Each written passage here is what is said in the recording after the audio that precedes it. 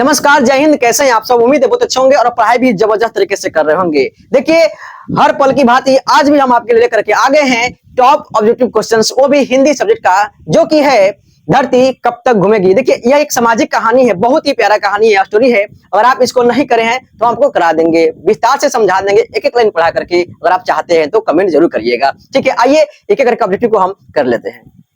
मत कहना कि लगा बुखार है, ये मत कहना कि लगा बुखार है, अरे ठान लिया तो जीत है और मान लिया तो हार है। अब आप समझिए, ठानना है या मानना है। देखिए, पहला प्रश्न क्या है? धरती कब तक घूमेगी शीर्षक कहानी किसकी रचना है? मतलब धरती कब तक घूमेगी, ये जो चैप्टर है ना, ये चैप्टर को किसने लिखा है, मतलब किसने? देखिएगा, ऑप्शन में है राजवल्लभ सावरदैया, सुजाता पपति। कहने का मतलब है इसका सही उत्तर जो होगा सावरदैया होगा, आप ध्यान रखेंगे। देखिए अगला, नंबर 2, बोलो। हाँ, नंबर 2, धरती कब तक घूमेगी, यह कैसी कहानी है? देखिए, धरती कब तक घूमेगी ये क्या है? तो कहानी है, ध्यान रखेंगे। कैसी कहानी है? क्या आंचलिक है या राष्ट्रीय है या सामाजिक है या व्यवहारिक है? देखिए, ये सामाजिक कहानी है, मतलब एक परिवार का कहानी है, सामाजिक कहानी है, बहुत ही प्यारा कहानी है। आप इसको करना है कि नहीं?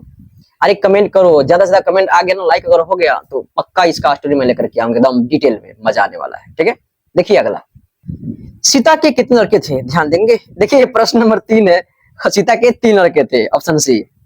सीता के कितने लड़के थे? 3 लड़के थे, आप ध्यान रखेंगे। ठीक है, नंबर 4, सीता के बड़े लड़के का नाम क्या था? सीता के बड़े लड़के का नाम क्या था? क्या कैलाश, नारायण, बिज्जू या इनमें सभी कैसे हो सकता है? सीता के जो है बड़े लड़का का नाम कैलाश था, आप इसको ध्यान रखेंगे, ऑप्शन ए सही है। ठीक है, आगे देखिए, नंबर 5, सीता रुआंसी क्यों हो गई?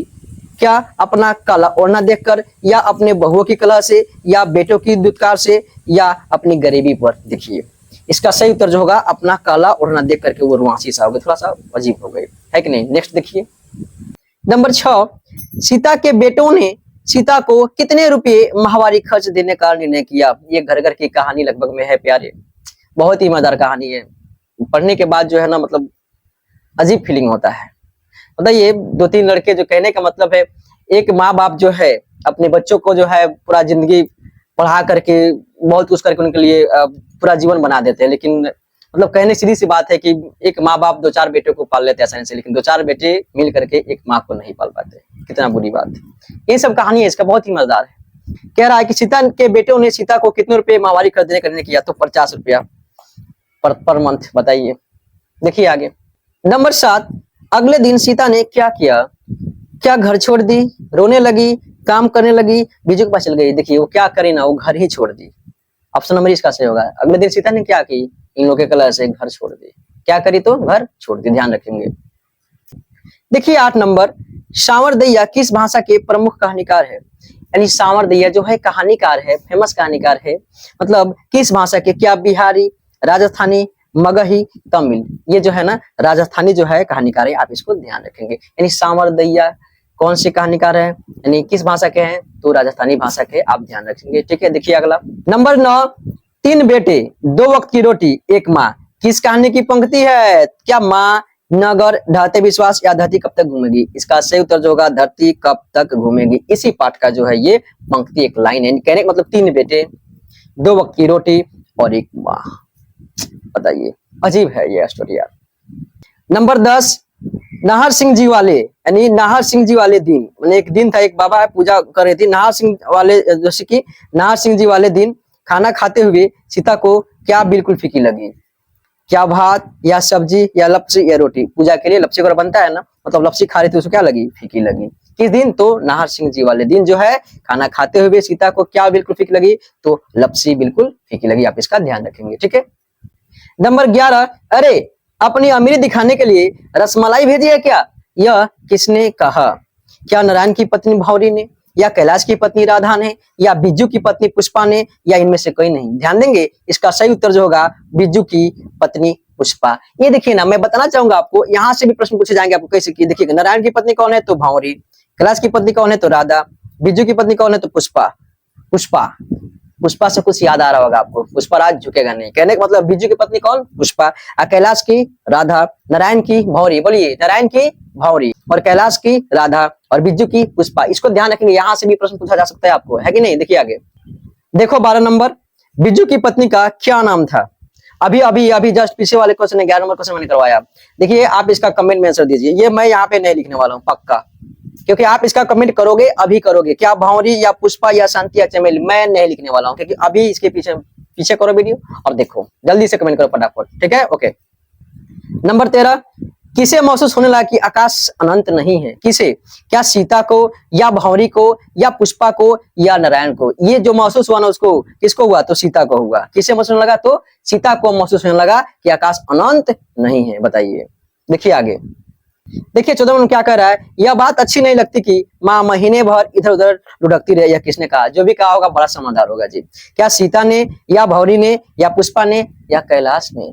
तो ये बात कैलाश ने ही कहा। किसने कहा? तो कैलाश ने ही कहा। आप इसका ध्यान रखेंगे, ठीक है? देखिए आगे, 15 नंबर, भर आई आंखें पोंछकर किसने आकाश की ओर देखा?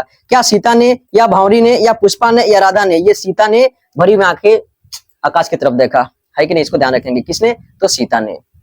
देखिए 16 नंबर, नारायण की पत्नी का क्या नाम था? अभी अभी नारायण की पत्नी का क्या नाम था? क्या भौरी, क्या बकरी, क्या मंगू, क्या रुना देवी? इसको मैं बता देता हूँ, नारायण की पत्नी का नाम भौरी था। क्या नाम था? तो भौरी। ध्यान रखेंगे, ठीक है? देखिए आगे, नंबर 17, धरती कब तक घूमेगी शीर्षक कहानी के प्रमुख पात्र कौन है? मतलब प्रमुख पात्र कौन है इसमें? क्या माँ या सीता या लक्ष्मी या पार्वती? ये सीता जो है इसका क्या है? कहानी का प्रमुख पात्र है, मतलब फोकस सारा इसी पर किया गया, इसी का स्टोरी है, ठीक है ना? देखिए आगे, 18 नंबर, सीता क्या खुरचने लगी? जमीन पॉसिबल है, खुरच सकते हैं। आकाश कौन खुरचेगा? बांस पॉसिबल है, खपरेल पॉसिबल। कहने का मतलब है सीता जो ना जमीन खुरचने लगी।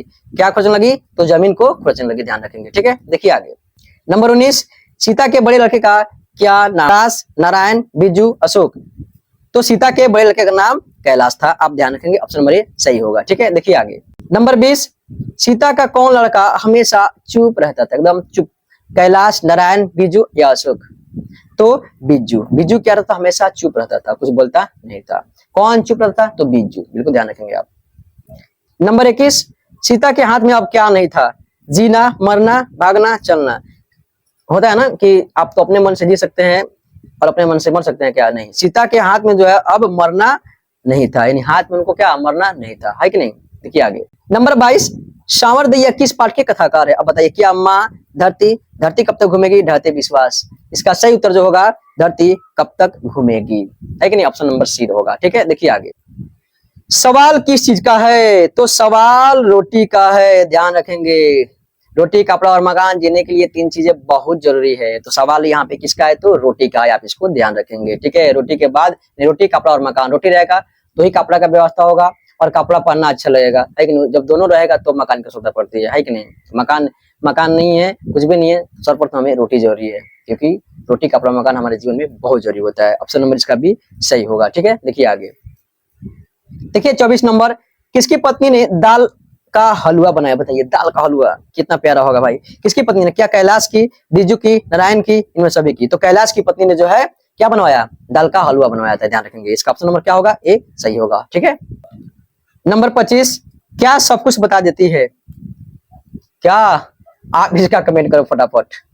ऐसा होता है ना कि देखिए, ये आंखें हमें सब कुछ बता देती है, चाहे ये जबान बोले या ना बोले, लेकिन आंखें सब कुछ बता देती है। ध्यान रखेंगे आप, इसका ऑप्शन नंबर सी सही होगा।